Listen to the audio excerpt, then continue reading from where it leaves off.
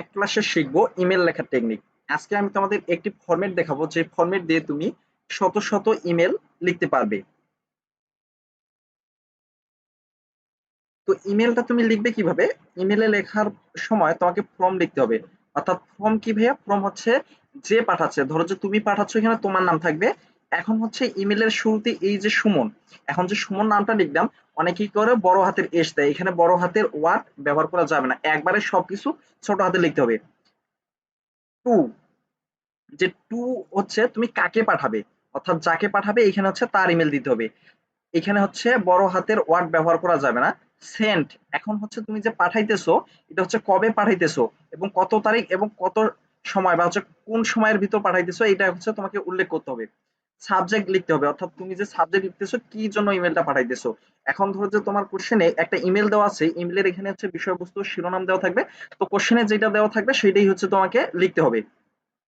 এখন হচ্ছে এই যে পয়েন্ট গুলো আছে, এই পয়েন্ট গুলো তোমাকে হচ্ছে এক লাইনে লিখতে হবে, আলাদা আলাদা ভাবে। ধরো যে এখানে একটা পয়েন্ট দিলা, এখানে একটা, এইভাবে লেখা যাবে না। তুমি হচ্ছে ফ্রম টু সেন্স সাবজেক্ট, এগুলোর যে পয়েন্ট গুলো আছে এইটা হচ্ছে তোমাকে এক লাইনে লিখতে হবে। কারণ তুমি যদি এক লাইনে না লিখো, তাহলে তোমার হচ্ছে এখান থেকে মার্ক কাটবে।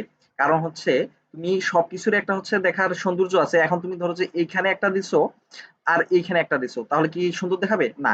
সেজন্য তোমাকে সবকিছু ধারাবাহিক ভাবে লিখতে হবে। এখন হচ্ছে ডিয়ার শিমুল, এই যে শিমুল নামটা কি ভাইয়া?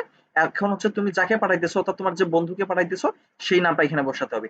এখন হচ্ছে প্রশ্নে যার কথা বলা হয়েছে তার নাম লিখতে হবে। এখন প্রশ্ন যে আছে, এই প্রশ্নে প্রশ্নপত্র তোমাকে যে দেবে, ওই প্রশ্নপত্রে একজনের নাম দেওয়া থাকবে, সেই নামটা তোমাকে লিখতে হবে। এখন তুমি লিখতেছো যে I have got your email just now, আমি এইমাত্র তোমার ইমেল পেয়েছি। Thank you very much from the core of my heart for you sweet note.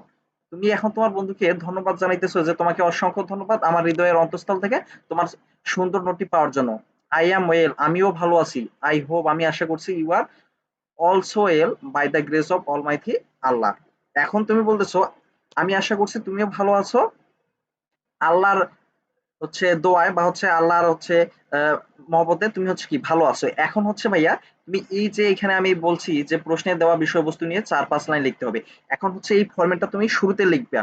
লিখার পর এইখানে মাঝখানে তোমাকে ৪-৫ লাইন লিখতে হবে। যে ৪-৫ লাইন লিখে তুমি হচ্ছে ফরম্যাটটা কমপ্লিট করবে। তারপর তুমি কি লিখবা? নো মোর টুডে, আজ আর নয়। প্রে ফর মি, মানে হচ্ছে আমার জন্য তুমি কি প্রার্থনা করো।